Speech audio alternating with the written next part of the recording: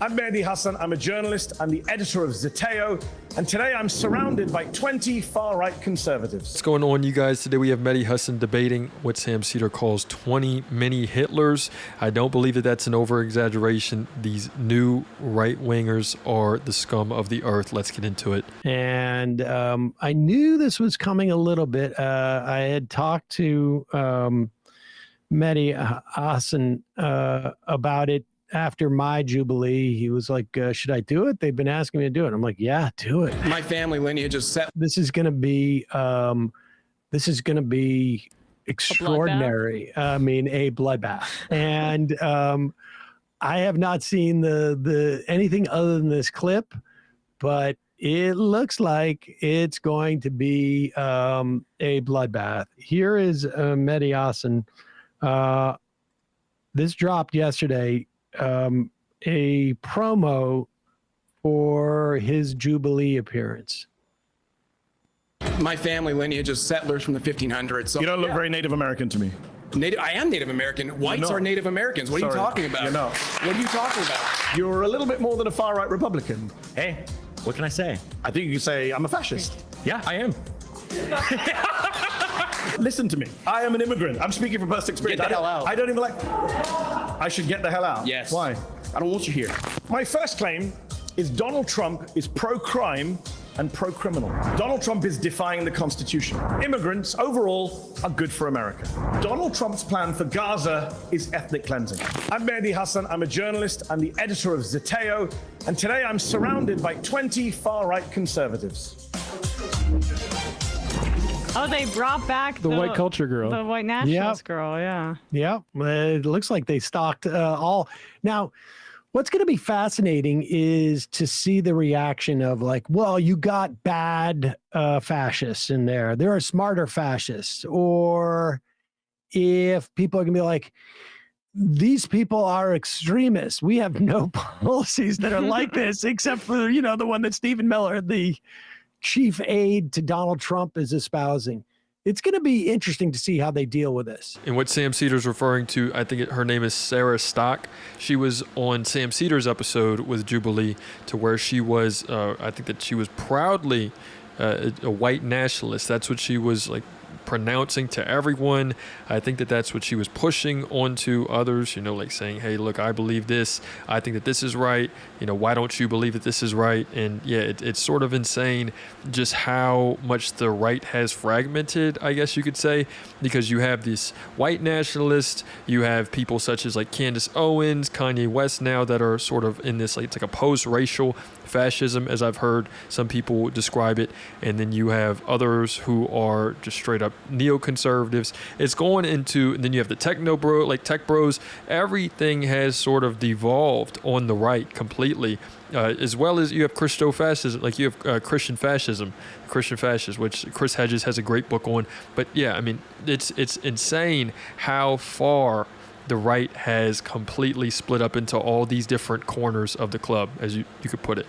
Well, it seemed like already in that promo, they're already triggered by the fact that Mehdi has an accent and that, you know, he's not a white person. So that might bring out some new different flavors of anger from these self-avowed or self-described fascists. Did that guy say his family goes back to the 1500s in America? Because that's pretty early for even American settlement in, like, most of Virginia didn't happen until like the 1600s. Right. But what's funny about these sorts of folks is I pissed off Confederate sort of lost cause type people on Twitter the other week ago, and I got so many insults about how I was an Ellis Island baby, and I'm like, yeah. Like that I wasn't here. Take that. Like during like the 1750s, my family wasn't here yet, right. And that should make me feel like bad. And like, I can't tell you how. Like I'm more likely to feel embarrassed about drinking Johnny Walker Black Label than I am. But aren't how many? For the Italians and the Irish and Jews? That's basically what the implication is. Those for Ellis types Island? of folks are saying that unless you were here as like a Mayflower or like American Revolution style person, then you shouldn't be here at all. But I'm sorry. the idea that those people who are saying that to you have a lineage back to the Mayflower, all of them, I find to be very, very dubious claim.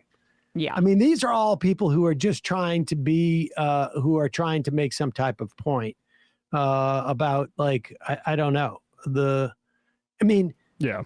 I'm trying to figure out, like, what the angle is that that somebody even comes in 1500 is a Native American. Like, it wasn't America at that time. You know, like I don't like follow what they're Because they're scared. I've said it a few times. You have cultures such as you have Hispanics, you have Native Americans, African Americans. Everyone is starting to get in tune with their culture. You know, this is sort of the way that I guess America has been growing. We're wanting to sort of see our roots, really take the time to explore this, like where we come from. And that's a beautiful thing. Well, I believe that you have some people that get threatened by that, want to make it their own. And of course, the first thing they can do is, oh, now I'm going to make it my own. And now I'm still going to put in my little bit of poison of mine is better than yours. This is like a supremacy, a hierarchy of some sorts. And it makes them feel better. It makes them feel a little more like, hey, like, yeah, I have some cool culture too. Mine is actually better than yours. Haha. Like, no one's wanting to compete. It was never a competition in the first place. But if that's where you want to make it, then that just shows exactly who you are. You have all these other people that are wanting to accept everyone. You're the only one who's wanting to make it all about you. But let's keep on going. their twisted argument is. I would call them anti-American because, look, I grew up close to Ellis Island, and, you know, call me a lib or a commie or whatever, but I was taught that the American values were one about the immigrant experience, and how what made this country unique and great is what I was taught was this blending of different cultures and experiences and people trying to come here to make a better life for themselves. Now, that is also a myth that erases the genocide of indigenous Americans, and we should be clear about that. But in terms of like civic values in this country, that's what should be put back to the forefront of politics, and the Democrats shouldn't be abdicating that narrative for reasons that are based in supposedly polling, but mostly it's about cowardice and corruption. I agree. If even talking to the Trump supporters over 4th of July, if Democrats put billions of dollars towards Ellis Island and made all immigrants go through like a process there, you'd have a lot of people that are upset about immigrants getting in. Don't get me wrong, but there's a whole section that buy this bullshit that it's the reason for crime and the reason for blight is because we're like letting too many people in and through like illegal grounds or whatever. So they just want to be formalized. Why can't we tap into American mythology? Why can't the left tap into that kind of thing and speak about like the country and the immigrant experience in a positive, affirming way? Because the leadership sucks ass. I answered my own question. You answered your own question. Yeah. That's exactly right. That's exactly right. There's no political oxygen for that, because you start to make that argument, and the leadership of the Democratic Party goes the other way. I mean, that's been the biggest problem. And I think it existed. It existed in the Obama administration. I think it existed in the Biden administration. I think there is a hostility to immigrants that is, I think, both racially and class based. What I think personally happened is that you have America, the greediness of America, the corporations starting to choose not even immigrants, but just cheaper workforces, cheaper employees versus the American workers. This is what happened with NATO. This is what happened back. So it was more or less that the Democratic Party turned its back on the people, the working people of America, which is what I think pushed a lot of people into these, it's slowly but surely a rabbit hole for I have to protect myself, and now I'm going to be the one who is abusing everyone else. That's just, it's sad, but I believe that is how the rabbit hole actually worked. I believe. And I see like these, when we had a guest on yesterday to talk about Elon's Grok supercomputer poisoning Memphis. Like, it's more than the airport, more than all of this other stuff combined.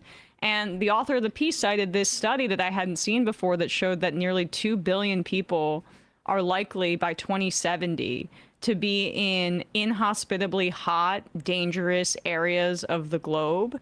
That's going to be 2 billion people that are going to look to go and live elsewhere if they survive. And it's, of course, the global south.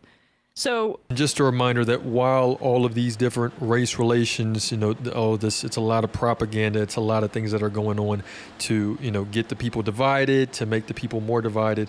We have still a president who is fighting he is being accused of being a pedophile and wanting to cover that up, as well as the conflict going on in Gaza. So there's a few things to still keep your eye on and to not forget about while this is hitting the news. Let me know what you guys think about it. It's another day in the progressive way.